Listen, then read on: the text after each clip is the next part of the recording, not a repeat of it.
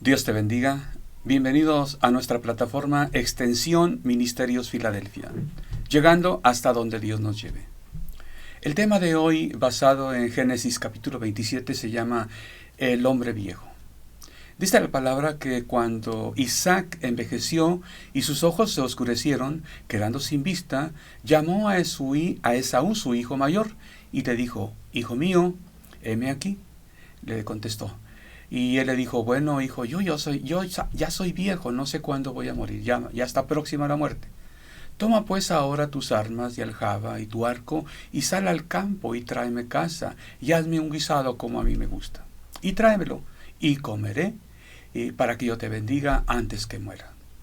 Y Rebeca estaba oyendo cuando hablaba Isaac a su hijo. Bueno, en este pasaje vemos lo normal en una vida de familia de estos tiempos del Antiguo Testamento. Había la bendición al primogénito y el padre procuraba hacerlo antes de morir. Por cierto, tú ya hiciste tu testamento, hermano, hermana, persona, amigo. Hay personas que fallecen así nada más, y bueno, los hijos lo que tienen que hacer es ir con el abogado y un juicio de intestado y no sé qué tantas cosas. Bueno, la costumbre en tiempo de los patriarcas, en todo el Antiguo Testamento, era que los padres llamaban a los hijos para bendecirlos. Es un ambiente muy familiar el que vemos aquí. Isaac se dispone a bendecir a Esaú, su primogénito. Rebeca lo escuchó. Ella no quería que tuviera un lugar preponderante Esaú como primogénito, sino que Jacob, el menor, lo tuviera. Y bueno, no sabemos por qué, tal vez por entender mal las cosas de Dios. Jacob, aconsejado por su madre, se acercó engañándolo para recibir esa bendición de primogénito, para robarle, uso con reserva esta palabra, la primogenitura. Anteriormente ya se la había comprado, entre comillas, Jacob a Esaú. En fin, pero vemos el engaño aquí. La madre, el hijo, cosas que suceden hasta en las mejores familias. Bueno, cuando no están haciendo las cosas de acuerdo a la voluntad de Dios. Por eso titulé a la meditación La concupiscencia de la carne.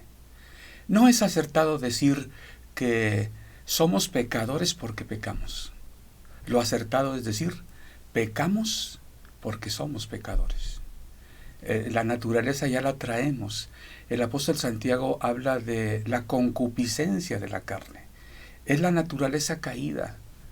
Por causa de esa naturaleza es que el hombre llega a pecar. Bueno, veamos qué pasó unos años atrás. Rebeca, estando encinta aún, todavía no nacían Jacob ni Esaú, hubo algo ahí en su vientre, ella lo interpretó, hay un pleito entre ellos. Se sintió acongojada, dice la palabra que consultó a Dios. Bueno, Dios le dijo así: en tu vientre hay 2 hijos y hay 2 reinos, hay 2 naciones en tu seno. 2 pueblos serán divididos desde las entrañas. Un pueblo será más fuerte que el otro pueblo, y el mayor servirá al menor. Bueno, Dios le reveló a Rebeca eso, el lugar preponderante que tendría el hijo menor. Todavía no nacían, no habían aprendido nada, pero ya había pleitos, diferencias, ya había el que yo soy primero que tú. Esa es la naturaleza carnal. Bueno, es la naturaleza pecaminosa, es lo que nos mueve luego a pecar. Dicen los psicólogos clínicos que cuando una persona nace, lo primero que tiene de su estructura psíquica es el ello, aquello que lo mueve al placer, aquello que lo busca a la sobrevivencia o a la búsqueda de bienestar personal. La Biblia llama a eso la carne, naturaleza carnal. La vemos, la naturaleza caída en los padres de Jacob y de Esaú, o sea, en Isaac y en Rebeca, ahí se ve. Dice la palabra del Señor que Isaac amaba a Esaú porque comía de su casa, pero Rebeca amaba a Jacob. Bueno, así fueron criados los dos, con una preferencia de un padre sobre uno y del otro padre sobre el otro. Hasta en las mejores familias, ¿verdad que sí? Si ya de por sí nosotros tenemos una naturaleza carnal que nos lleva al pecado, ¿qué será cuando los padres, uno favorece a uno y otro al otro? En el caso de Jacob y Esaú, cada quien tomó su rumbo. No sabemos qué tanto, pero seguramente se veían como hermanos, pero hay un acontecimiento que nos habla de la diferencia, de lo disfuncional que estaba aquí. La naturaleza carnal la vemos en una ocasión con Jacob y Esaú. Dice que en una ocasión Esaú, que vivía de la casa, fue, pero no casó nada. Regresó, pues no solo cansado, deprimido seguramente por la situación como estaba, y de hecho con temor a morir, al grado que no tuvo humor nada más que decirle Esaú a Jacob: oye, dame de ese de tu potaje que estás haciendo. Dice la palabra que Jacob estaba haciendo un guiso por ahí sabroso, se le antojó a Esaú, hambreado, deprimido, y Jacob aprovechó y le dice: véndeme tu primogenitura. Ay, dice, si ya me voy a morir, ¿de qué sirve la bendición? Dame el plato, ya después vemos. Entonces, de esa manera, Esaú tuvo en poco la bendición del primogénito. La carta a los hebreos lo llama a eso profano. Tuvo en poco la bendición de Dios. Jacob sabía que como primogénito su hermano tenía preferencia y quiso aprovecharse de la situación. Qué triste cuadro, ¿no? Dos hermanos, uno se aprovecha del otro. Y el otro, la víctima, tuvo en poco la bendición de Dios. Ahora, ya en la situación de que Isaac se dispone a bendecir a Esaú, Rebeca, como ella amaba a Jacob, quiso que tomara ventaja mejor Jacob y se propuso engañar a su esposo. Se puso de acuerdo, le dice: mira, vístete con las vestiduras de tu hermano, pero yo soy lampiño y él es velludo. Mira, una piel de una chivita por ahí, y en fin. Dice la Biblia que Isaac era anciano, ya no veía. Entonces, de esa manera se acercó. ¿Quién eres? Incluso le pregunta: soy Esaú tu hijo, acércate para que te vea, para que te toque. Y fue engañado, plenamente engañado. Entonces Isaac bendice a Jacob con la bendición que correspondía a Esaú y le dice de esta manera: por cierto, el olor de las vestiduras de Esaú hacen que se sienta embelesado Isaac. Isaac habla del olor y dice: ay, Señor, mira el olor de mi hijo, como el olor del campo. ¿A qué olía Jacob las vestiduras de Esaú? ¿Qué olor dejó Esaú en sus vestiduras? El cazador, el sudor. Yo creo que una ropa así ya usada, como que, pues, mejor le ponemos ahí suavizante, aromatizante, pero como que no es un olor agradable. Pero aquí lo que vemos es la nobleza del trabajo, el amor paterno, que casi aquí es como materno, se embeleza con el olor. ¡Ay, el olor de mi hijo! Y ya le dice al Señor: mira, Jehová, el olor de mi hijo, como el olor del campo que Jehová ha bendecido. Dios pues le dé del rocío del cielo y de las grosuras de la tierra y abundancia del trigo y de mosto. Sírvante pueblos y naciones se inclinen ante ti. Sé Señor de tus hermanos y se inclinen ante ti los hijos de tu madre. Malditos los que te maldijeren y benditos los que te bendijeren. Bueno, recién acabó Isaac de bendecir a Jacob y llegó Esaú. Cuando se da cuenta Esaú, llora, se desespera, como que era un poquito emocional.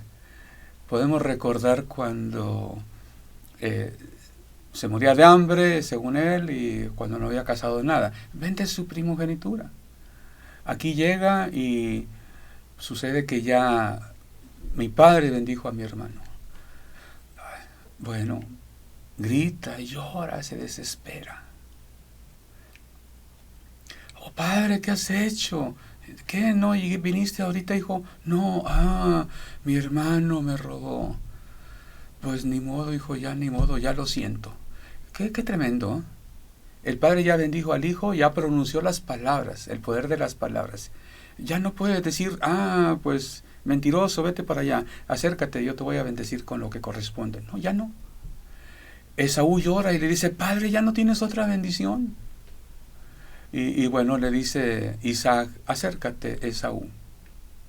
Entonces Isaac su padre habló y le dijo, he aquí será tu habitación en grosuras de la tierra, y del rocío de los cielos de arriba, y por tu espada vivirás, y a tu hermano servirás. Y sucederá que cuando te fortalezcas, que descargarás su yugo de tu cerviz. Isaac también bendijo a Esaú, entonces, pero con una bendición diferente, un poco más reducida. Le dio que podría liberarse del yugo de su hermano cuando se fortaleciera, pero iba a vivir por su espada. Bueno, ¿qué diferencia había en estas bendiciones? Siempre el primogénito recibía una bendición especial. Él, por un lado, se hacía cargo del hogar cuando faltaba el padre, pero a cambio recibía doble porción de la herencia y otras bendiciones. Él era la autoridad mientras viviera. Hay que poner atención en esta bendición. Después voy a hablar de otra bendición, pero es importante que veamos la diferencia. Muy bien, una vez que bendijo Isaac a ambos, termina el capítulo. Yo quiero que hagamos referencia a lo que la Biblia llama las obras de la carne. Por un lado, Isaac ama a Esaú. Rebeca ama a Jacob.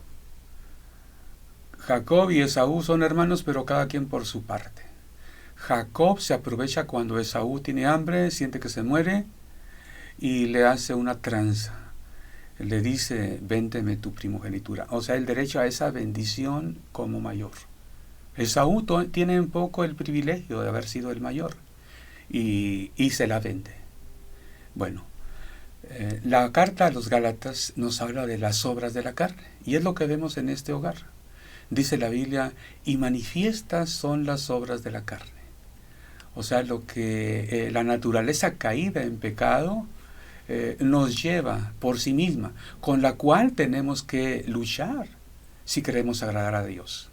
Adulterio, fornicación, inmundicia, lascivia, idolatría, hechicerías, enemistades, pleitos, celos, iros, contiendas, disensiones, herejías, envidias, homicidios, borracheras, orgías y cosas semejantes a estas, acerca de las cuales os amonesto, que los que practican tales cosas no heredarán el reino de los cielos. Luego las personas nada más dicen cuando se les pregunta, oye, ¿pero qué pasó? No, pues es que se dieron las cosas. ¿Se dieron las cosas? Debiera decirse, bueno, es que la naturaleza carnal, tan pronto hubo la ocasión, la carne cae, el pecado. Así lo dice Santiago. Bueno, la palabra de Dios nos dice que el Señor nos ha dado una nueva naturaleza. El Señor nos cambia. Luego las personas sienten el cambio de Dios, sienten al nacer de nuevo que son otras personas, hasta ni se la creen. Pero la Biblia no dice que el Señor nos cambie así como cuando vemos en las películas de ciencia ficción que se mete una persona en una cápsula cerrada y mueven botones de computadoras y ya la persona es otra completamente, ¿no? El Señor lo que nos cambia es el corazón, un corazón de carne, pero hay una naturaleza todavía carnal, la persona caída en pecado. Hay dos fuerzas en nuestro interior. Todavía somos nosotros los que tenemos que decidir y tenemos que buscar agradar a Dios. Tenemos que, con la ayuda de Dios, vencer la tentación.